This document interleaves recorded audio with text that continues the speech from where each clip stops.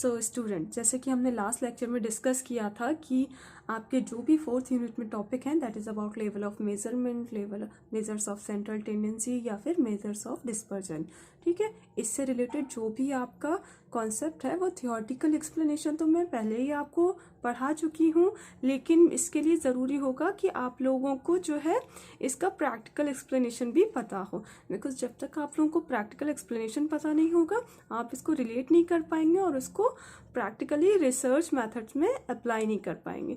जैसा कि आपको पता है कि आपकी 4th यूनिट का सेकेंड टॉपिक क्या है, नॉर्मल डिस्ट्रीब्यूशन। ओके, तो नॉर्मल डिस्ट्रीब्यूशन को जानने के लिए सिर्फ थियोरटिकल एक्सप्लेनेशन ही इनफ नहीं है। ओके, तो आपको आज जो ये मैंने आपके लिए वीडियो बनाई है ये इसलिए बनाई है कि आपको मैं बता सकूं कि एक्चुअली नॉर्मल डिस्ट्रीब्यूशन क्या है, रिसर्च में इसको किस तरह से अप्लाई करते हैं और नॉर्मल को नॉर्मल क्यों कहते हैं, किस चीज़ के डिस्ट्रीब्यूशन के बारे में बात की जा रही है। ठीक है, ये बिल्कुल बेसिक कंसेप्ट है जो आज की वीडियो में डिस्कस किया जाएगा और बहुत ही इजी लैंग्वेज में, ताकि आप सभी को समझ में आ जाए और किसी तरह के टेक्निकल इश्यूज आपके सामने ना आए जब भी आप कभी अपने डेटा से डील करें या फिर किसी तरह की रिसर्च प्रॉब्लम को आप फेस करें। ओके, तो आज हम नॉर्मल डिस्ट्रीब्यूशन के बारे में बात करेंगे। सबसे पहले तो आपको ये पता होना चाहिए कि क्या है ये नॉर्मल डिस्ट्रीब्यूशन। ओके, क्योंकि रिसर्च मेथड में या स्टेटिस्टिक्स में बहुत सारे ऐसे कॉन्सेप्ट्स होते हैं जो नॉर्मल डिस्ट्रीब्यूशन पर ही बेस्ड होते हैं। ओके, आपको पता होना चाहिए कि आपका डेटा नॉर्मल है या नहीं और किस तरह का डेटा है। इससे रिलेटेड कई सारे ऐसे कॉन्सेप्ट होंगे जैसे कि hypothesis testing, mean, median, mode या फिर मेजर्स ऑफ डिस्पर्जन, ये सभी नॉर्मल डिस्ट्रीब्यूशन पर बेस्ड होते हैं। तो आपको सबसे पहले ये सीखना ज़रूरी है कि नॉर्मल डिस्ट्रीब्यूशन आखिर होता क्या है। ओके, तो आज के लेक्चर में थोड़ा सा बेसिक डिस्कस करते हैं कि एक्चुअली ये क्या है नॉर्मल डिस्ट्रीब्यूशन। तो उससे रिलेटेड कुछ क्वेश्चंस सबसे पहले हम लिख लेंगे। Okay, what is normal distribution. Okay, इसको मैं शॉर्ट में लिख देती हूँ, कोई प्रॉब्लम नहीं है बिकॉज यहाँ पर मैंने फुल कंप्लीट वर्ड्स लिखे हुए हैं। ओके, तो आपको पता होना चाहिए कि नॉर्मल डिस्ट्रीब्यूशन क्या होता है। देखिए, जब भी एक्चुअली नॉर्मल डिस्ट्रीब्यूशन को नॉर्मल क्यों कहा जाता है, सबसे पहले तो आप ये देखिए, बिकॉज कि हमारे नेचर में, हमारी सोसाइटी में या फिर पूरे वर्ल्ड में कोई भी फिनोमेना को अगर आप देखें, कोई सिचुएशन है, कोई फिनोमेना, कोई ऑब्जेक्ट, कोई इंडिविजुअल या कोई भी फैक्टर, वो सेम वैल्यू में कभी अवेलेबल नहीं होता। ओके, हमेशा उसकी वैल्यूज रेंज करती हैं, वेरिएशंस होते हैं उसकी वैल्यू में। फॉर एग्जांपल अगर बात करें एज की, ठीक है, अगर आप देखें अडल्ट पॉपुलेशन को, ओके, अडल्ट पॉपुलेशन को आप देखें तो ऐसा नहीं है कि अडल्ट पॉपुलेशन की एज सिर्फ 40 ही होगी। हमेशा अडल्ट पॉपुलेशन की एज में वेरिएशंस होंगे, कोई 20 की होगी, कोई 25 की होगी, कोई 28 की होगी, है ना, कोई 40 की होगी। इसी तरह अब आप देखिए अडल्ट पॉपुलेशन एक फैक्टर है लेकिन इसकी वैल्यूज में कितने डिफरेंसेस हैं। ओके, तो यहाँ एक फैक्टर की डिफरेंट वैल्यूज है। उसी तरह अगर हम बात करें कोई साइकोलॉजिकल ट्रेट्स या साइकोलॉजिकल कंस्ट्रक्ट की, ओके, आपको मैं लास्ट लेक्चर्स में पहले ही बता चुकी हूँ कि इंडिविजुअल कैरेक्टरिस्टिक्स या क्वालिटीज को साइकोलॉजी में क्या कहते हैं, साइकोलॉजिकल कंस्ट्रक्ट। फॉर एग्जांपल अगर हम बात करें ऑप्टिमिज्म की, ओके, तो अगर आप अपनी पॉपुलेशन का या कई सारे लोगों का ऑप्टिमिज्म मेजर करेंगे तो आप देखेंगे कि कभी भी ऐसा नहीं होता कि सभी लोगों की ऑप्टिमिज्म पर सेम वैल्यूज आए। फॉर एग्जाम्पल अगर आप कोई स्केल लेते हैं, ओके, और आप उस स्केल को 200 की पॉपुलेशन पर एडमिनिस्टर करते हैं तो आप देखेंगे किसी का वैल्यू जो है 25 आएगा, किसी का 30 स्कोर होगा, किसी का 50 होगा। तो इस तरह से डिफरेंट वैल्यूज होंगी। अगर हम बात करें इंडिविजुअल की हाइट की, ओके, हाइट की बात करें तब भी आप देखेंगे कि हाइट में भी वेरिएशंस होते हैं। ओके, जैसे किसी की 6 फीट होगी, किसी की 7, किसी की 5, किसी की 4, इस तरह से हाइट में डिफरेंसेस होते हैं। तो जब भी किसी एक फैक्टर की डिफरेंट वैल्यूज को हम क्लब करते हैं, है ना, जब हम उसको क्लब करते हैं या फिर उसको एक जो है ग्राफ में अरेंज करते हैं तो उसकी वैल्यूज कुछ इस तरह से बनती हैं। सबसे लोएस्ट वैल्यू में कम पॉपुलेशन आएगी, ओके, ये देखिए, और सबसे हाईएस्ट वैल्यूज में भी कम पॉपुलेशन होती है। लेकिन मेजॉरिटी ऑफ द केसेस क्या किस कैटेगरी में लाई करते हैं? एवरेज में। आप देखेंगे एवरेज पॉपुलेशन जो है मेजॉरिटी ऑफ द कैटेगरीज में एवरेज पॉपुलेशन लाई करती है। अब हम इन्हीं 3 एग्जाम्पल्स को लेके चलते हैं। जैसे बात करें अडल्ट पॉपुलेशन की, तो अडल्ट पॉपुलेशन में 20 to 25 की कम होगी, या फिर आप देखेंगे 45 या अराउंड 48 to 50 तक की पॉपुलेशन कम होगी। लेकिन majority of the adult population की एज क्या होती है? आप देखेंगे 30 to 40 के बीच में। अगर हम ऑप्टिमिज्म का रेंज लें तो ऐसा नहीं है कि किसी इंडिविजुअल की ऑप्टिमिज्म का लेवल बहुत लो हो तो वो जो होगा यहाँ पर लाई करता है, ठीक है। जैसे जैसे ऑप्टिमिज्म का लेवल इंक्रीज होता जाएगा ऐसी पॉपुलेशन कौन सी होगी? जो एवरेज पॉपुलेशन कही जाएगी, ठीक है। तो उस तरह से जितने लोग हैं जिनका बहुत हाईएस्ट लेवल पर ऑप्टिमिज्म होगा ऐसी पॉपुलेशन बहुत कम होगी, ठीक है। अब आप बात करें हाइट की। आप देखिए अगर आप एक सर्टेन ग्रुप ऑफ पॉपुलेशन लें, जैसे आपने अडल्ट लिया, ठीक है, तो अडल्ट ग्रुप में मेजॉरिटी ऑफ द पॉपुलेशन की हाइट 5 to 6 फीट तक रेंज करेगी, ठीक है। जैसे जैसे आप अडल्ट पॉपुलेशन की डिक्रीज्ड लेवल यानी कि कम हाइट को देखेंगे तो ऐसे अडल्ट आपको बहुत कम मिलेंगे जिनकी हाइट 5 फीट से कम होती है, या कि फिर 4 फीट होगी, 3 फीट होगी। ऐसे अडल्ट पॉपुलेशन आपको बहुत कम मिलेगी। उसी तरह ऐसे अडल्ट पॉपुलेशन भी आपको बहुत कम मिलेगी जिनकी हाइट 6 फीट से ज्यादा होगी। तो यहाँ हाईएस्ट वैल्यू और यहाँ लोएस्ट वैल्यू, ठीक है, इनकी पॉपुलेशन हमेशा कम रहती है। जो एवरेज पॉपुलेशन होती है उसके नंबर्स बहुत ज्यादा रहते हैं। इसीलिए जब आप इस तरह के किसी भी फैक्टर का एक ग्राफ बनाते हैं जिस फैक्टर की डिफरेंट डिफरेंट वैल्यूज अवेलेबल हो तो ग्राफ कुछ इस तरह का बनता है। देखिए ऐसा काइंड ऑफ इस तरह का एक ग्राफ बनेगा, तो इसे कहते हैं नॉर्मल डिस्ट्रीब्यूशन। अब डिस्ट्रीब्यूशन किस चीज का है ना?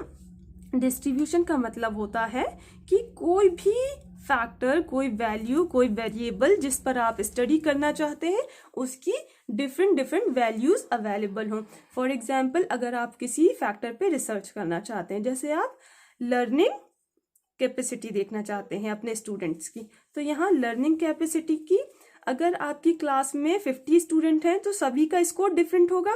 तो जब आप उनके स्कोर्स का एक ग्राफ बनाएंगे तब आप देखेंगे लोएस्ट लेवल की वैल्यूज बहुत कम है और हाईएस्ट लेवल की वैल्यूज बहुत कम है, लेकिन मेजॉरिटी ऑफ द स्टूडेंट्स का जो स्कोर आता है वो एवरेज पॉपुलेशन में आता है। तो यहाँ नॉर्मल इसे इसलिए कहते हैं क्योंकि ये एक ऐसी पैटर्न है, ये एक ऐसा ग्राफ है जिसको आप मेजॉरिटी ऑफ द फैक्टर्स पर अप्लाई कर सकते हैं। Okay, majority of the factors का क्या मतलब है? सोसाइटी में, नेचर में या पूरे वर्ल्ड में आप जितने फिनोमेना देखें, ठीक है, किसी भी सिचुएशन को आप देखें या किसी भी फैक्टर को या किसी भी इंडिविजुअल, कोई भी वेरिएबल, यहाँ तक कि कोई ऑब्जेक्ट को भी अगर आप लेंगे तो मेजॉरिटी ऑफ द केसेस में इस तरह का पैटर्न एप्लीकेबल है, ठीक है, यही पैटर्न जाएगा। रेयरेस्ट टू रेयर केसेस में ऐसा होगा जब इस तरह का पैटर्न अप्लाई नहीं होता। तब एक तरह का ये पैटर्न जब हमें निकल के आया तो हम इस तरह के पैटर्न को क्यों कहते हैं कि नॉर्मल? क्योंकि ये ज्यादातर सिचुएशन में फिट बैठता है। तो यहाँ नॉर्मल सी किसी भी फैक्टर के जो डिफरेंट वैल्यूज होती हैं उसकी डिस्ट्रीब्यूशन की जो नॉर्मल सी दिखाई देती है वो इस शेप में दिखाई देती है, एक कर्व के शेप में, एक वेरिएबल, ठीक है। यहाँ पे देखिए एक कर्व है काइंड ऑफ, इसके शेप में दिखाई देगी हमें, इसीलिए इसे नॉर्मल कंसीडर किया जाता है।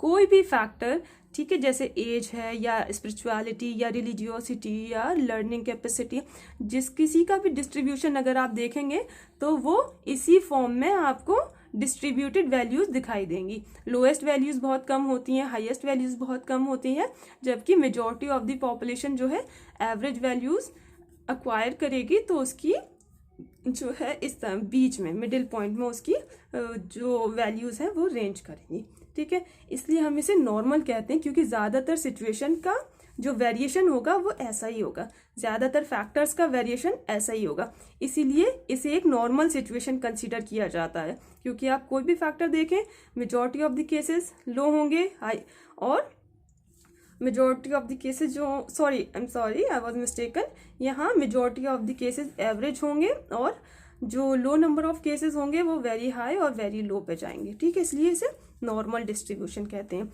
आपने देखा होगा कि नॉर्मल डिस्ट्रीब्यूशन, अब आप देखिए ये जिसका शेप आता है ना, ये ऐसा शेप आएगा इसका। सॉरी, ड्राइंग में थोड़ी गड़बड़ हो रही है, बट आई होप आप लोगों को समझ में आ रहा होगा।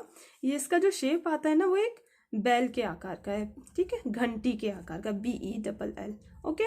तो यहाँ इसे जनरली क्या कहते हैं, बेल शेप्ड कर्व, ठीक है। इसे गॉसियन कर्व भी कहा जाता है। अब देखिए, सबसे पहले तो आपको ये समझना ज़रूरी है एक बहुत ही बेसिक कंसेप्ट में कि ये एक्चुअली है क्या, ओके। जब आप ये समझ जाओगे तब आपको हम डिस्कस करेंगे कि इसकी प्रॉपर्टीज़ क्या हैं, इस पर किस तरह से मीन मीडियन मोड को आइडेंटिफाई करते हैं, इसकी क्या कैरेक्टरिस्टिक्स हैं, इसमें SD या स्टैंडर्ड डेविएशन वेरिएशंस किस तरह से आइडेंटिफाई करते हैं। फर्स्ट आपको ये कॉन्सेप्ट समझना सबसे ज़्यादा ज़रूरी है कि एक्चुअली नॉर्मल डिस्ट्रीब्यूशन होता क्या है, ठीक है। तो मैंने आपको बताया नॉर्मल इसलिए क्योंकि मेजॉरिटी ऑफ दी जो केसेस हमारी सोसाइटी में आसपास अवेलेबल है उनका एक नॉर्मल शेप ऐसे ही आता है, ठीक है।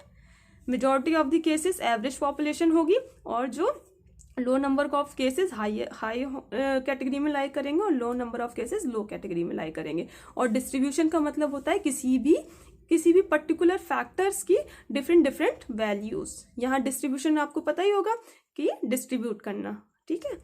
तो अब चलिए, अब इसकी बारी आती है कि सबसे पहले कि आप क्यों पढ़ें नॉर्मल डिस्ट्रीब्यूशन, ओके। तो रिसर्च में इसकी क्या एप्लीकेबिलिटी है और इसको पढ़ना रिसर्च मेथड में या स्टैटिस्टिक्स में क्यों ज़रूरी है, ठीक है। चलिए अब आपको ये बताते हैं। मान लीजिए मैं आपको एग्जाम्पल से समझा रही हूँ कि आपकी ये क्लास है, ओके। आप समझते जाइएगा या आपके पास अगर नोटबुक वगैरह हो तो आप उस पर लिखते भी जाएं। फॉर एग्जाम्पल आपकी क्लास में 50 स्टूडेंट हैं, ओके। अब आप एक रिसर्चर हैं और आपसे कहा जाता है कि 50 स्टूडेंट्स के लिए आप एक सिलेबस प्रिपेयर करें, ओके। सिलेबस आपने प्रिपेयर करना है तो सबसे पहले आप क्या करेंगे, आप IQ लेवल को मेजर करेंगे अपनी क्लास का, ओके। इन केस अगर आपकी क्लास का IQ लेवल जो है डिफरेंट कैटेगरीज में आता है, फॉर एग्जांपल किसी स्टूडेंट का 20 to 30 में है, किसी का 30 to 40 की रेंज में जाता है, किसी का जो है 40 to 60 की रेंज में आ जाएगा। इस तरह डिफरेंट वैल्यूज आ जाती हैं, ओके। तो अगर आप एक ही सिलेबस बनाते हैं और जो आपका हाईएस्ट स्कोर है वो क्या है कि 120 to 140 के रेंज में आ जाएगा। इन केस अगर आप एक ऐसा सिलेबस बनाते हैं, क्योंकि जाहिर सी बात है आप कोई भी सिलेबस बनाएंगे वो एक ही सिलेबस बनाएंगे, वो एक ही सिलेबस पूरी क्लास पर अप्लाई करेंगे, ओके। तो इन केस अगर आप एक सिलेबस बनाते हैं तो उसे 120 to 40 के रेंज वाला स्टूडेंट तो इजीली कैच कर लेगा, ठीक है, उस पर इजीली उसकी कमांड हो जाएगी। लेकिन जिस स्टूडेंट की IQ लेवल 20 to 30 के बीच में आती है उसके लिए बहुत ज़्यादा प्रॉब्लमेटिक हो जाएगा ऐसे सिलेबस को स्टडी करना जो बहुत ज़्यादा टफ है, बिकॉज आपने एक ही सिलेबस बनाया है। तो सबसे पहले आपको ये जानना ज़रूरी है कि आपकी इस क्लास में जो स्टूडेंट हैं उनका IQ लेवल कैसा है। तो अगर आप, चलिए मैं आपको ग्राफ बना के दिखाती हूँ। इन केस आपने देखा कि कुछ स्टूडेंट का IQ लेवल 20 to 30 के बीच में है, ओके। और यहाँ हम रेंज करते हैं 140 के बीच में, ओके, 140 का। इन केस अगर आपने ये चेक कर लिया तो आप इजीली आइडेंटिफाई कर लेंगे कि आपकी इस क्लास के स्टूडेंट्स की क्या नीड है। अगर मेजॉरिटी ऑफ द स्टूडेंट्स का IQ लेवल इस रेंज में आता है तब आप उसी तरह का सिलेबस बनाएंगे कि जो है 20 to 30 IQ लेवल के स्टूडेंट के लिए इजी रहे और वो उसको इजीली अंडरस्टैंड कर लें। इन केस अगर आपकी मेजॉरिटी ऑफ द क्लासेस, आपके जो क्लास के मेजॉरिटी ऑफ द स्टूडेंट्स हैं उनका IQ लेवल 120 to 140 के IQ लेवल की रेंज में आता है तब आप ऐसा सिलेबस बनाएंगे कि आप ये इस कैटेगरी के स्टूडेंट उसको इजीली अंडरस्टैंड करें, उनके लिए स्टडी इजी हो जाए। ठीक है, फिर ऐसे स्टूडेंट का जो है जिनकी IQ लेवल 20 to 30 के बीच में आती है, आप उनके लिए डिफरेंट सिलेबस बनाएंगे। तो ये जानना बहुत ज्यादा जरूरी रहता है कि जिस पर्टिकुलर फिनोमेना पर आप काम करने जा रहे हैं उसका डिस्ट्रीब्यूशन कैसा है। ठीक है, तो अब नेक्स्ट लेक्चर में जो आपकी नेक्स्ट वीडियो बनाएंगे उसमें हम बताएंगे कि किस तरह से कोई एरिया आइडेंटिफाई किया जाता है, कैसे मीन मीडियन मोड निकाला जाता है, और कैसे आप आइडेंटिफाई करेंगे कि पर्टिकुलर वैल्यूज मीन से किस तरह से डेविएट कर रही है। ठीक है, लेकिन आज के लेक्चर में आपको बताना है कि एक्चुअली नॉर्मल डिस्ट्रीब्यूशन होता क्या है। तो आई होप आप लोगों को ये समझ में आया होगा। मैं एक बार फिर से ईजी वे में आपको समझा रही हूँ, क्या आप लोग देख लें कि नॉर्मल डिस्ट्रीब्यूशन कोई भी एक ऐसा फैक्टर जिस पर आप स्टडी करना चाह रहे हो। ठीक है, नॉर्मल डिस्ट्रीब्यूशन, और वो फैक्टर किस तरह से डिस्ट्रीब्यूट है, डिफरेंट। अब जाहिर सी बात है आप किसी फैक्टर का डिस्ट्रीब्यूशन देखेंगे, अगर हम साइकोलॉजी में ही बात करें तो पर्टिकुलर इंडिविजुअल के कॉन्टेक्स्ट में ही देखेंगे। इन केस अगर आप स्टूडेंट के कॉन्टेक्स्ट में उसकी लर्निंग कैपेसिटी को देख रहे हैं तो आप सबसे पहले स्टूडेंट की लर्निंग कैपेसिटी को चेक करेंगे। कैसे? किसी भी टूल, किसी भी मेजरमेंट के through. Okay, learning capacity check करने के बाद आप उनकी वैल्यूज को यहाँ जो है रेट कर सकते हैं या फिर उन्हें नोट डाउन कर लीजिए। जब आप वैल्यूज रेंज करेंगे तो आप इजीली आइडेंटिफाई कर लेंगे कि lowest level of learning capacity जो है बहुत कम स्टूडेंट की है और highest level of learning capacity भी बहुत कम स्टूडेंट की है। मेजॉरिटी ऑफ द स्टूडेंट की लर्निंग कैपेसिटी कैसी है? एवरेज। तो यहाँ फैक्टर क्या है? एक फैक्टर है। ठीक है, उसकी डिफरेंट वैल्यूज हैं और इन वैल्यूज का डिस्ट्रीब्यूशन, ठीक है, डिस्ट्रीब्यूशन मतलब डिफरेंट वैल्यूज अवेलेबल होना, इस फैक्टर का डिफरेंट वैल्यूज में अवेलेबल होना ही इसे डिस्ट्रीब्यूशन कहलाता है। ठीक है, और नॉर्मल का मतलब ये है कि ये जो एक सिचुएशन है, ये जो एक पैटर्न है कि highest value, lowest value, highest value कम होगी, लोएस्ट वैल्यू कम होगी और एवरेज वैल्यूज सबसे ज्यादा होंगी, ये एक ऐसा पैटर्न है जो मेजॉरिटी ऑफ द सिचुएशन पे एप्लीकेबल होता है, इसीलिए इसे एक नॉर्मल पैटर्न कंसीडर किया जाता है। ओके, तो आई होप आप लोगों को ये वीडियो समझ में आया होगा। इन केस अगर आपको कहीं भी कोई कॉन्सेप्ट समझ में नहीं आया है या आप जानना चाह रहे हो, कोई क्वेश्चन, कोई क्वेरी है, तो आप मुझे जरूर बताइए। नेक्स्ट वीडियोज में आपकी वो क्वेश्चन, उस क्वेरी को हम रिजॉल्व करेंगे। Okay, thank you so much.